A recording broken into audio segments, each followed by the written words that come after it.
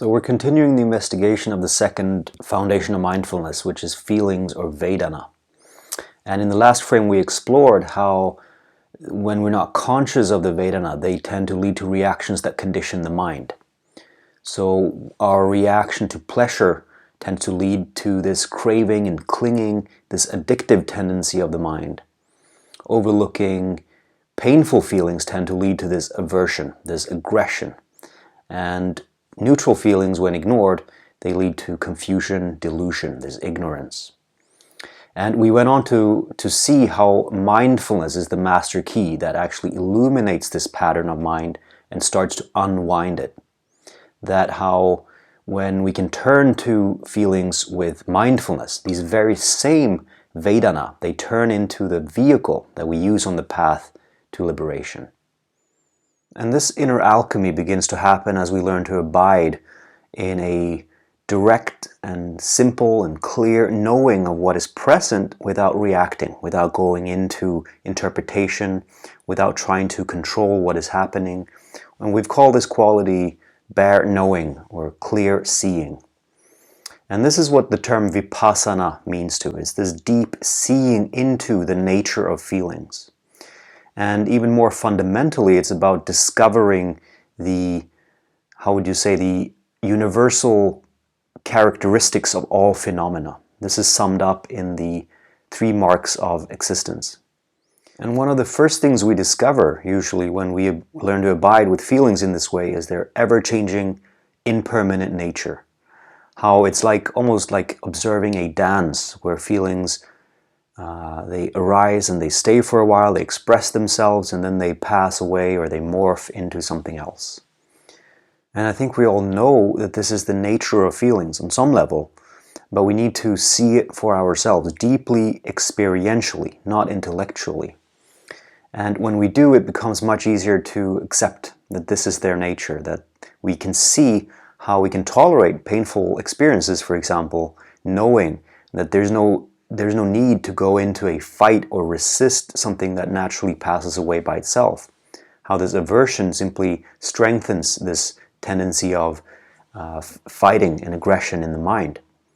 And for pleasant feeling, we can learn to enjoy and stay with the pleasure without getting attached to it. We can see that there's no use trying to grasp on to something that naturally, is transient by nature. How this grasping just leads to more addictive patterns in the mind. And with neutral feelings, we can learn to be with that neutral quality without ignoring it. We can see that this is a natural part of life, and we can learn to stay with them. We can learn to show up to whatever shows up throughout our days and our lives. So again, the way of mindfulness is not about judging our reactive behavior, but about bringing awareness to it. Because if we're not aware of the root level of sensation, this vedanā, we don't see that this is what we're reacting to. And we project our aversion and our craving onto the external circumstance. So this often leads to us trying to arrange our lives, in different ways, trying to achieve that perfect life situation and then just keep it like that, statically. Thinking that that next achievement or that next experience, possession, job, or person, whatever it is, will finally be the thing that makes us happy. Or believing that once we get rid of that particular circumstance, problem, or pain, then our suffering will go away. So this is not to say that external circumstances are not important or that they don't matter, but it points to a truth that, our mistaken view that something out there is going to make us happy, that keeps us looking, keeps us searching and striving, looking for happiness in the wrong places.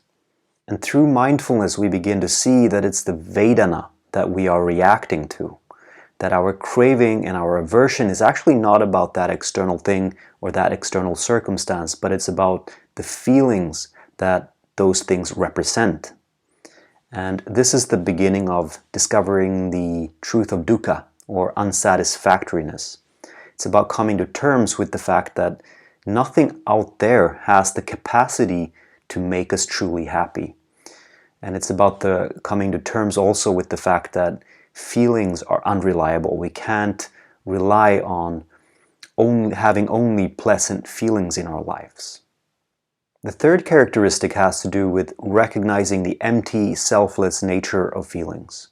Because we tend to take feelings very personally. We have a bad day and then our entire outlook of life is seen through the lens of that present moment experience.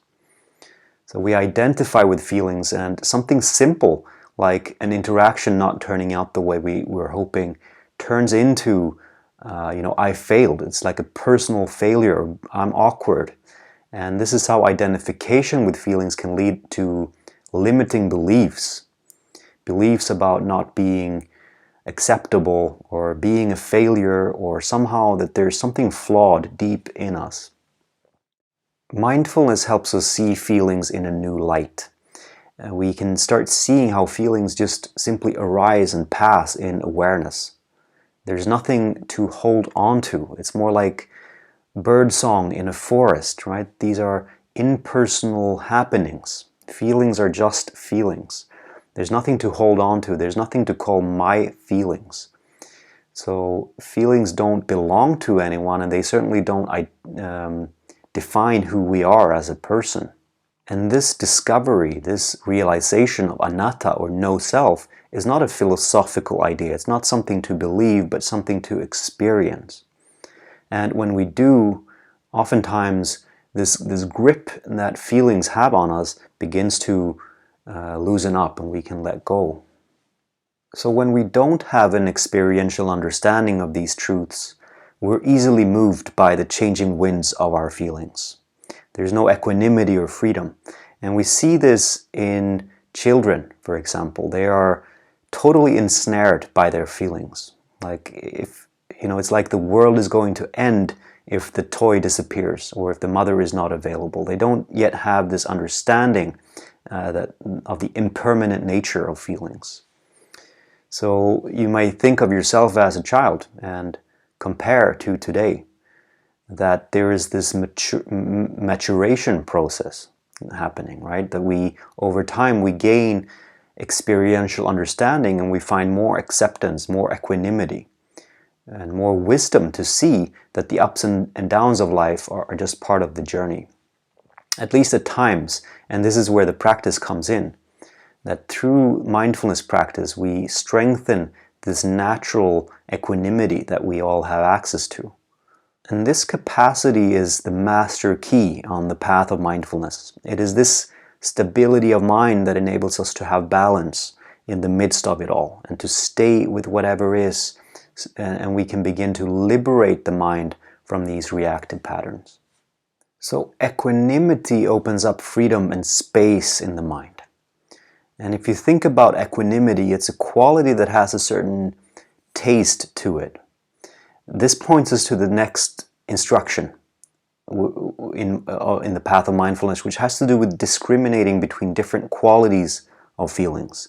We learn to differentiate between what's called worldly feelings arising from sense contact and spiritual feelings or unworldly feelings which arise from within through renunciation. So what do we mean by spiritual feelings arising from within?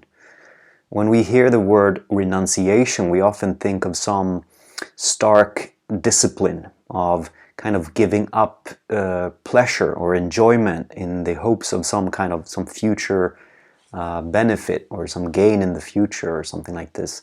But as we talk about it here, it's more about non-addiction. It's about refraining from attachment, from being hooked.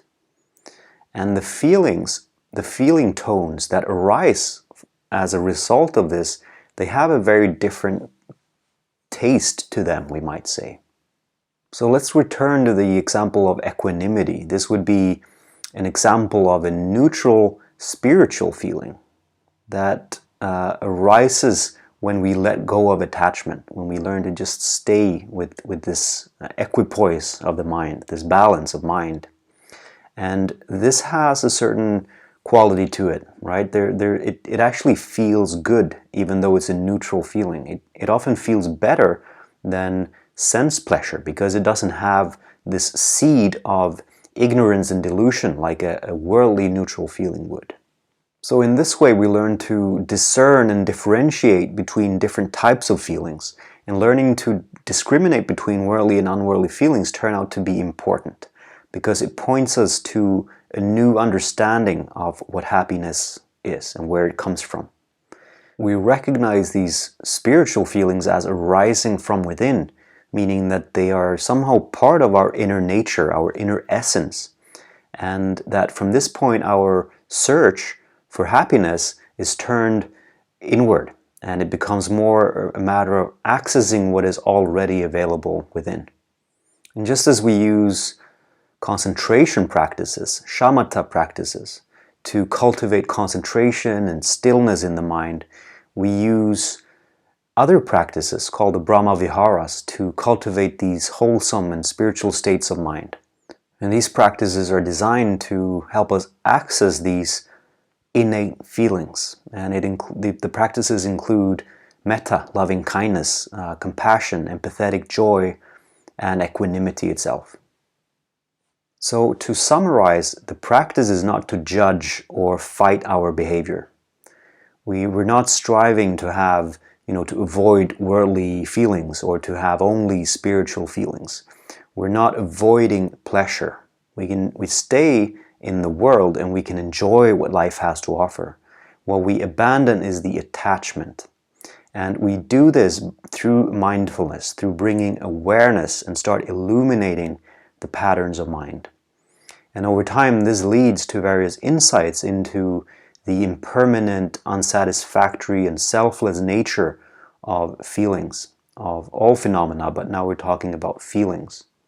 And through this process, our equanimity naturally grows. We become able to stay with our experience without reacting, and this starts to decondition the mind. So instead of strengthening grasping, clinging, and aversion, and fighting, aggression, delusion, confusion, we actually strengthen the wholesome feelings and capacities of the mind, like equanimity, compassion, wisdom. And we also, through this process, begin to feel the different qualities of these feelings.